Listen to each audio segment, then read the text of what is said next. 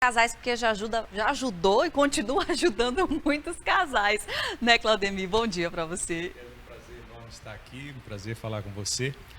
A gente tenta, de alguma forma, né, colaborar com a vida das pessoas naquilo que a gente aprendeu e vem aprendendo, Vem aprendendo. ao longo dos anos. Você já é casado o quê? Há quantos anos já? Há 21 anos eu Há estou 21 casado. anos, E como é que surgiu assim essa vocação, essa oportunidade de você, que são os dois, né? Você e a sua esposa. Eu e minha esposa, nós atendemos casais, trabalhamos casais.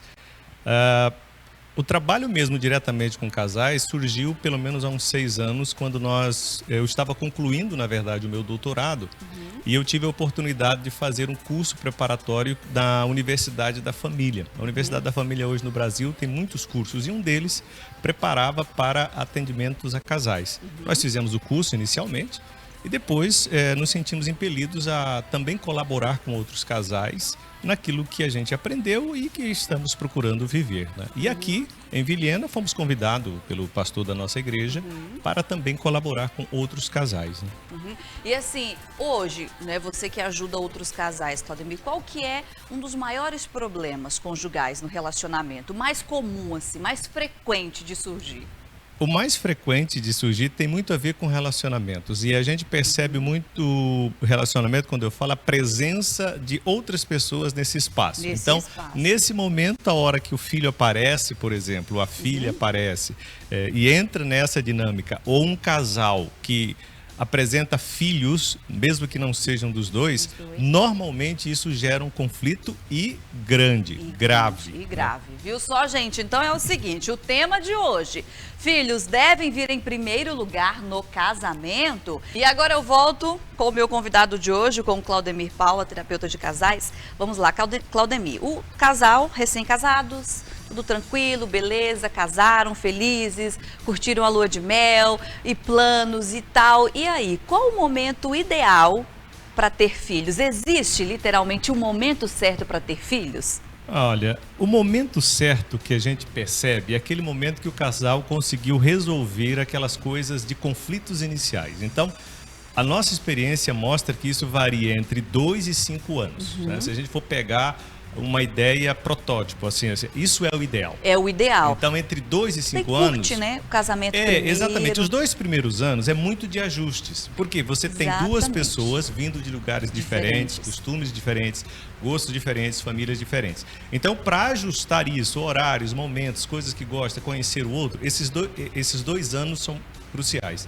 Aí, até alguns vão demorar um pouco mais, porque depende muito das trajetórias de vidas. Mas quando acontece de ter um filho antes, normalmente isso complica bastante, porque em vez de termos 2 pessoas para ajustar, a gente vai ter uma terceira. E eu diria que a gente vai ter uma quarta, pelo menos idealmente falando, porque a forma como esses pais lidam com essa criança.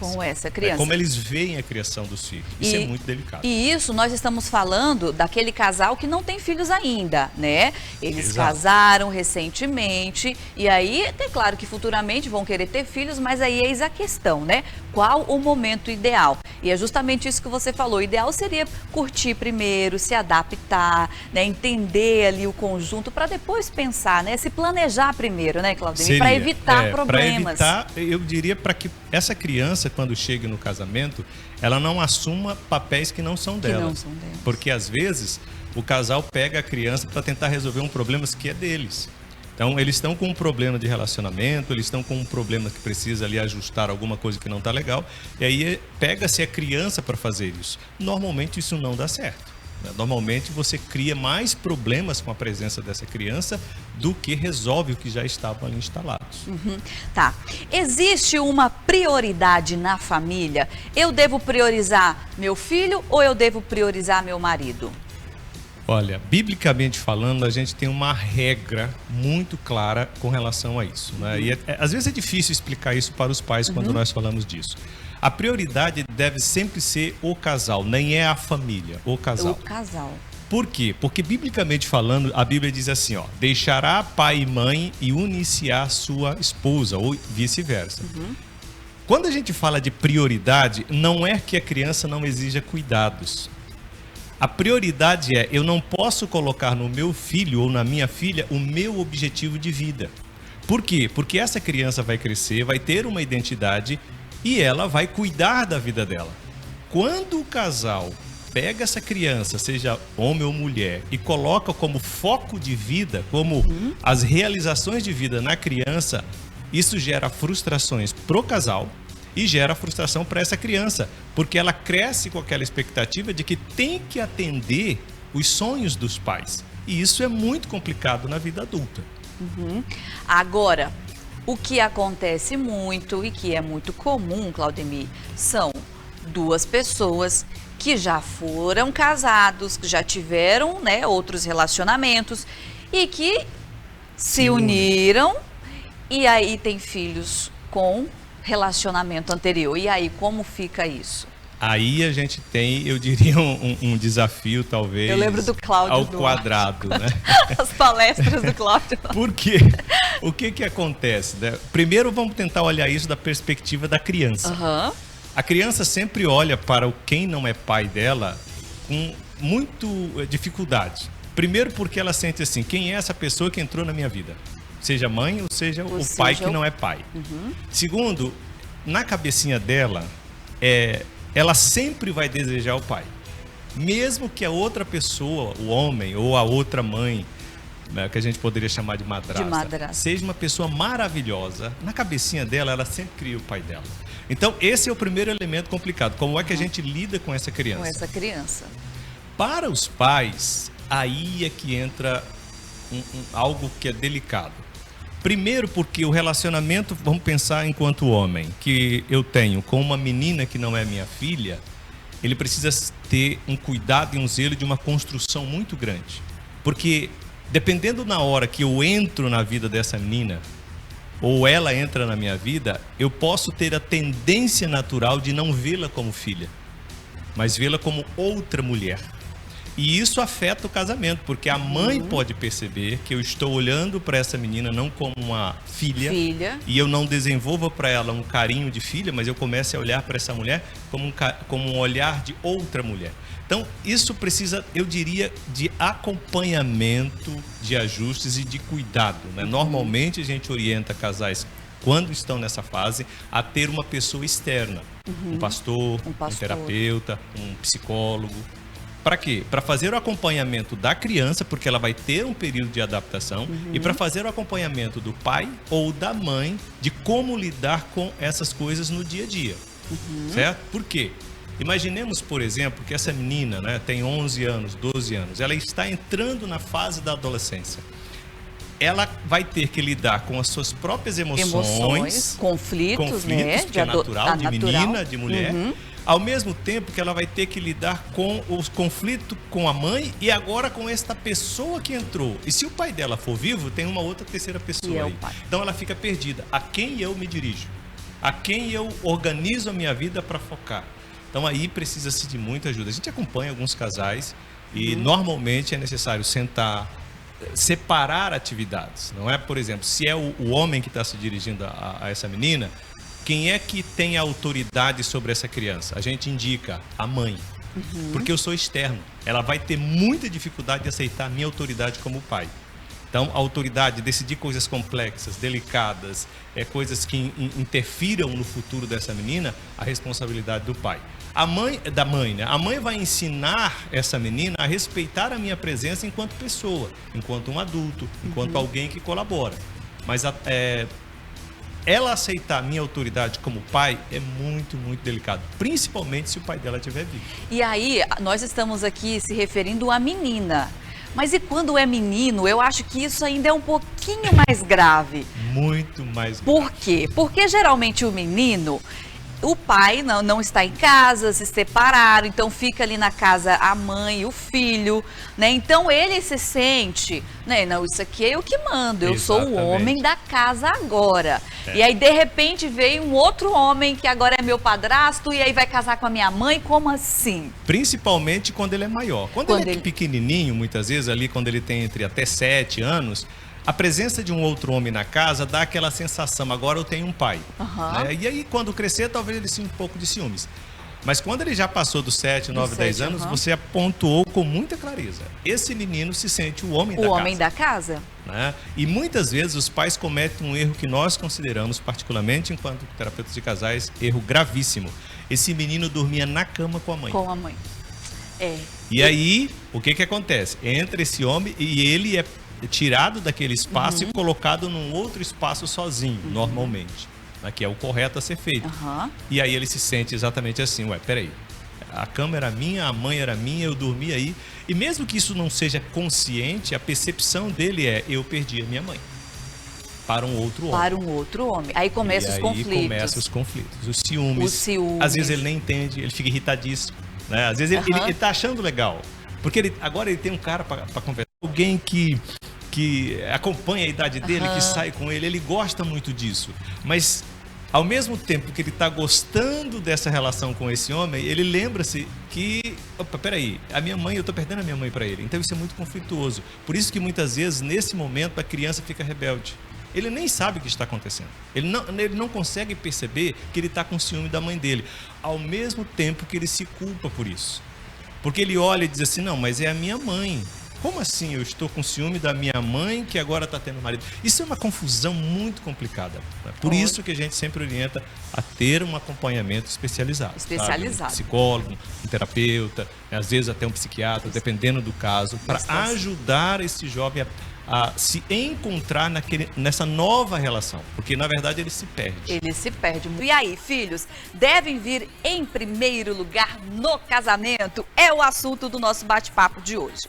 Claudemir, é o seguinte, aqui fala assim, que quando os pais separados pensam em se unir em um segundo casamento, muitas coisas devem ser levadas em conta, principalmente, primordialmente em função de como isso afetará os filhos do antigo relacionamento. Muitos são os conflitos que podem surgir e influenciar a nova união.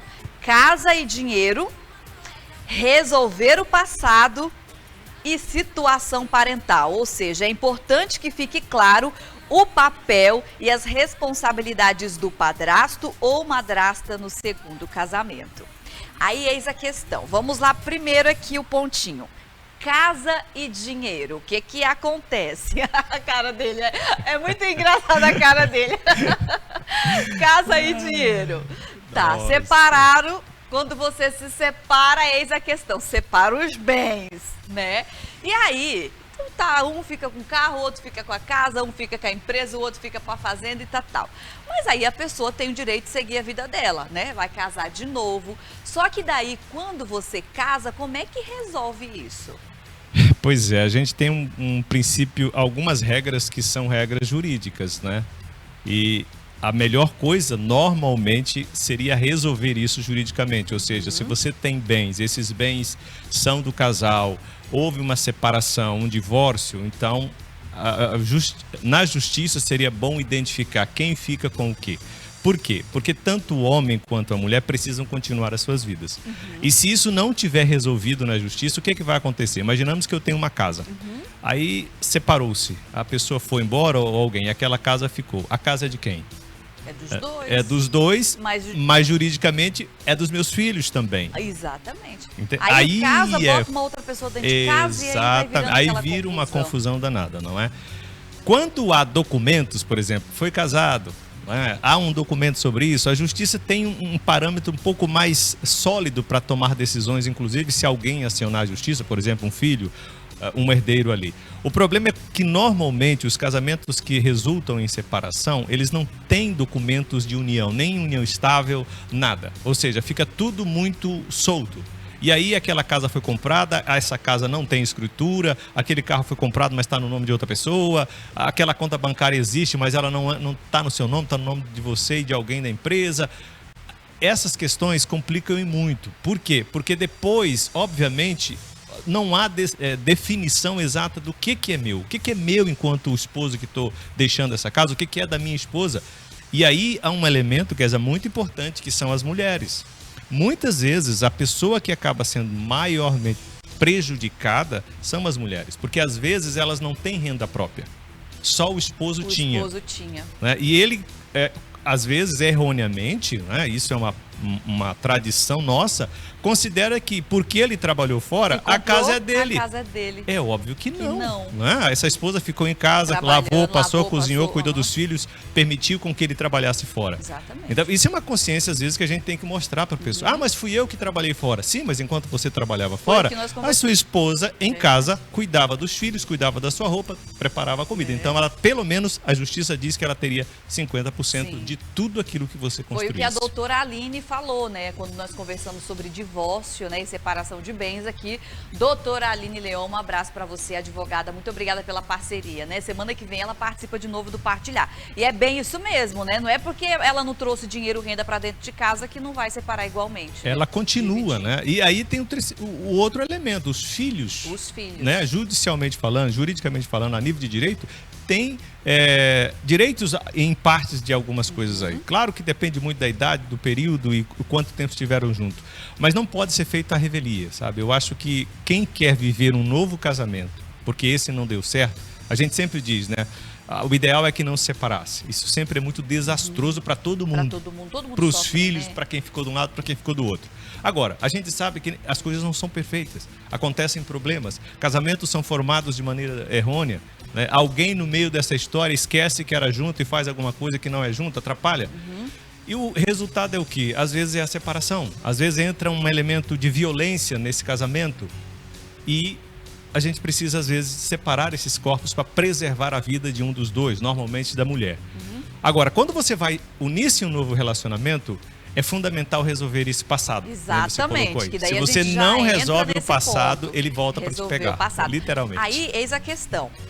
Resolver o passado quando o assunto é casa e dinheiro, e resolver o passado também com, vamos supor, quem é que vai ficar com os filhos? De quanto em quanto tempo você vai ver os filhos? Né? Para não ficar aquela situação constrangedora. Exatamente. Porque são problemas tão simples, às vezes, que até fácil de resolver. Fácil de resolver, né? Quando há boa vontade.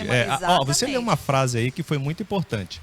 O que é que vai ser feito para priorizar as necessidades dos filhos? Ou seja, é diferente de colocar os filhos como prioridade. Como prioridade. Né? O que é colocar os filhos como prioridade? Agora a minha vida se resume em trabalhar para fazer o meu filho crescer, para realizar os sonhos que eu não tive.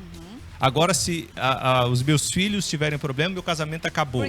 Isso é priorizar os filhos. Porque o que acontece? A gente vê muito isso, nós também já conversamos aqui no Partilhar com a doutora Aline sobre alienação parental.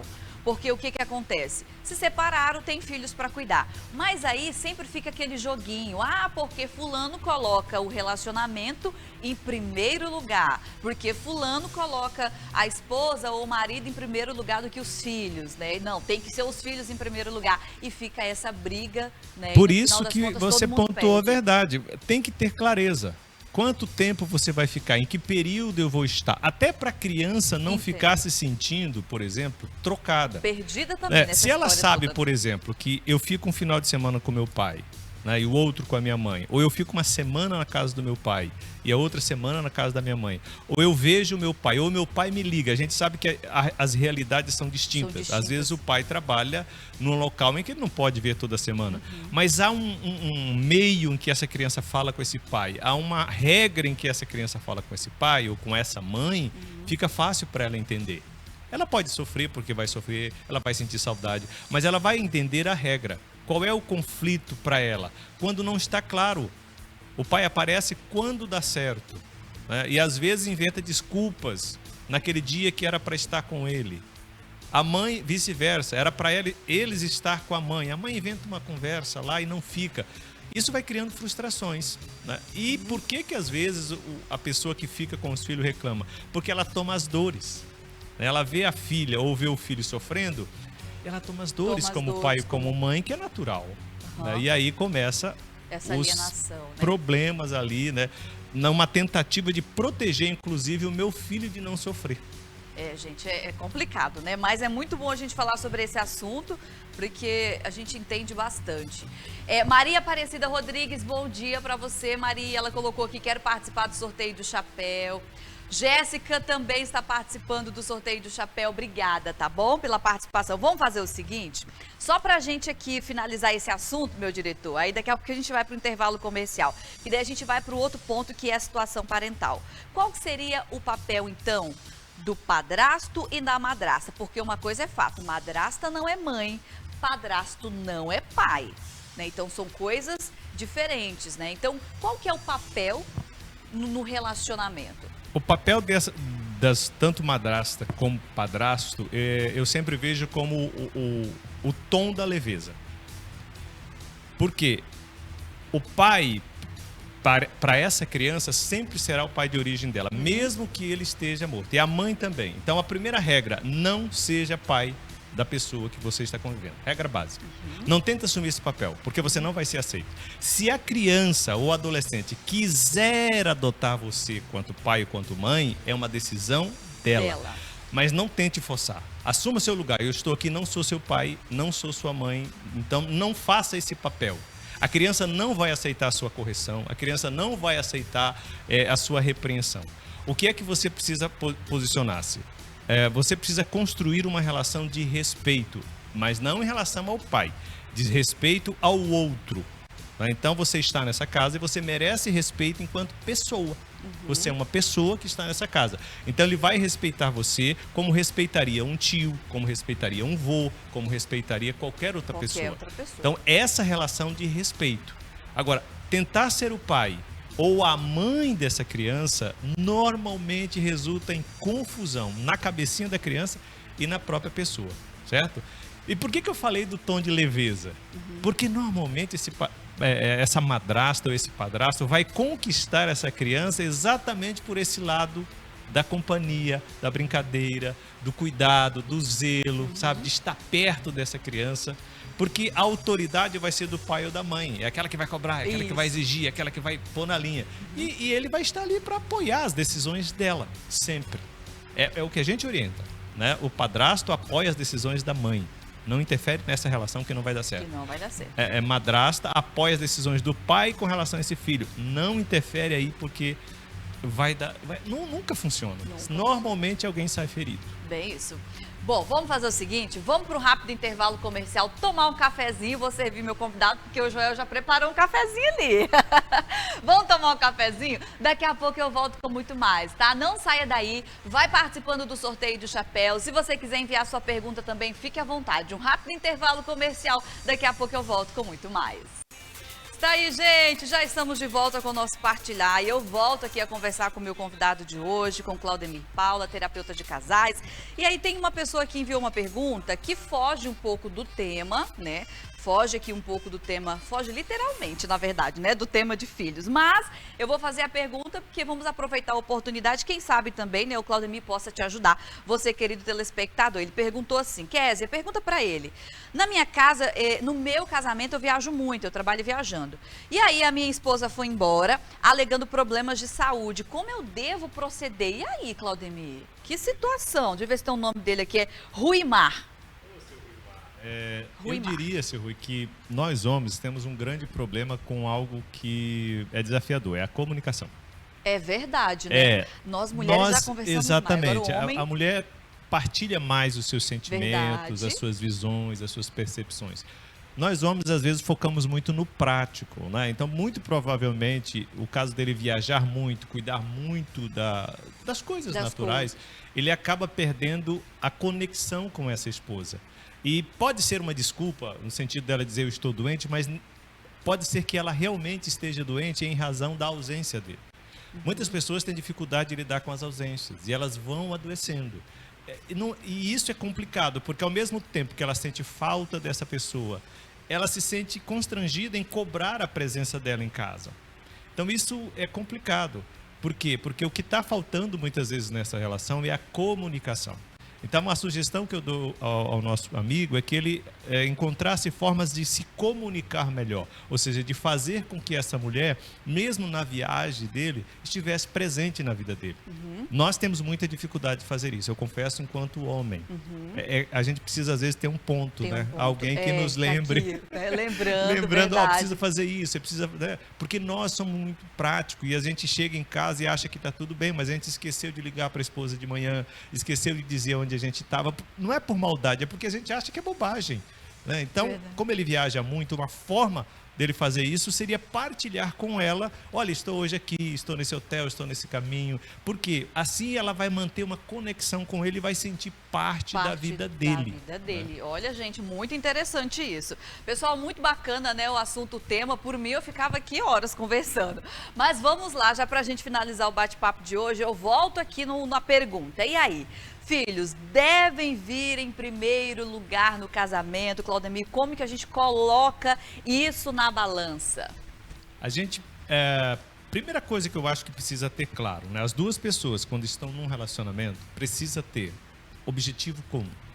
Então, para que nós possamos manter o nosso relacionamento, eu e a minha esposa, saudável, os meus objetivos e os objetivos da minha esposa precisam ter esse objetivo em comum. Isso não significa que enquanto marido ou enquanto a minha esposa não tem os seus próprios objetivos. Então a gente tem 3 objetivos a conjugar. O objetivo do casal, enquanto casal, esses objetivos precisam estar claros. E aí a gente pode pensar financeiro, a gente pode pensar emocional, a gente pode pensar em várias áreas da vida. Tem que ter objetivos comuns, mas tem que ter objetivos pessoais. Porque a minha esposa precisa ter as vontades dela, os sonhos dela. E onde é que eu entro nisso? Eu colaboro com ela na realização dos sonhos delas.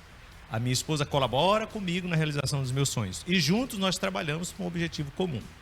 Feito isso, onde é que entram os filhos? Os filhos vão entrar na construção desses dois para fazer o filho crescer. Os filhos não vão realizar a minha vontade. Então nós vamos atender às necessidades dos nossos filhos naquilo que lhe é prioritário. Quando eles são muito pequenininhos, observa como é diferente. Se a mãe está amamentando, eu não posso, enquanto marido, exigir que ela tenha muito mais tempo para mim, porque ela amamenta, ela não vai dormir direito. Então eu não posso exigir da minha esposa uma performance de desejo sexual, né? Disposição impossível. 24 horas. Então nesse momento, eu tenho que estar perto, eu tenho que estar presente e entender isso, que ela não tem condições. À medida que eles vão ganhando autonomia e vão crescendo, vai se mudando as necessidades, mas elas permanecem lá. Então aí a gente vai cuidar dessas necessidades. É da escola, é do tempo para isso, é o tempo com eles. Nós precisamos ter tempo com eles. E fundamentalmente, gente, isso é algo que os pais esquecem. Ouçam os seus filhos. Não para dar bronca, não para dizer que está errado, não para dizer que tem que ser desse jeito. Acho apenas para ouvir. O diálogo também, né? Isso. É mais ou menos assim, você está percebendo ali o comportamento é esquisito, algumas coisas a gente percebe. Então, sente o que está acontecendo. O que está acontecendo, né? Você quer falar, né? Talvez a gente possa entrar num acordo, o que está te incomodando, o que está te entristecendo, não é verdade? E sempre respeitando o nível da criança, porque vamos falar, por exemplo, de profissão, né? As crianças, quando são pequenas, elas não têm dimensão do adulto. Do imaginário ou do abstrato. Então ele diz assim, quando eu crescer eu quero ser taxista. Nesse momento o pai diz, não, quer julgar a profissão. Não, a criança só está manifestando um desejo. Nesse momento eu só ouço, é mesmo, meu filho? Mas por que você quer ser taxista? Fala para o papai. Porque o que importa nesse momento é ouvir a criança. Não é dar lição de moral. Dar lição de moral, né? Não vai adiantar. Só ouvir. Ela vai ouvir, daqui a 1 ano e meio ela mudou de ideia. Mudou de ideia. Desse jeito, né? Muda de ideia, né? Muito bacana. Claudemir, muito obrigada. Muito obrigada mesmo, né? Eu tinha até esquecido que você tinha compromisso hoje, às 8 horas. Mas muito obrigada mesmo por aceitar esse convite, né? E ele é professor também, gente, ali da Universidade Federal de Rondônia. E agora você está galgando aí, né? Um outro objetivo que é a candidatura de diretor. Esse trabalho que a gente faz de terapeuta é o que a gente faz na vida particular, né? Na minha vida mais íntima, com os amigos, né? Profissionalmente, eu sou professor da universidade. A gente está passando por um momento de consulta comunitária para a direção de campus. Eu estou, enquanto um dos candidatos a esse processo de consulta. A gente vota através de um número, né, número 30. Quem pode votar para as pessoas que estão nos acompanhando? São os discentes, os alunos que estão hoje matriculados com matrícula ativa, os docentes, que são os professores, e também os técnicos que acompanham a universidade.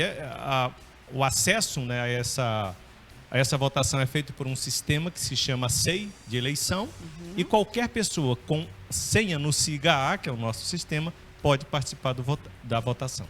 Gente, eu vou aproveitar e mostrar aqui o Instagram dele rapidinho, que você pode seguir também ele lá no Instagram. Esse é o meu pessoal, né, o que eu falo mais sobre as questões E é muito interessante. De casais, olha né? aí, ó. Ele vai colocando, sabe, ó.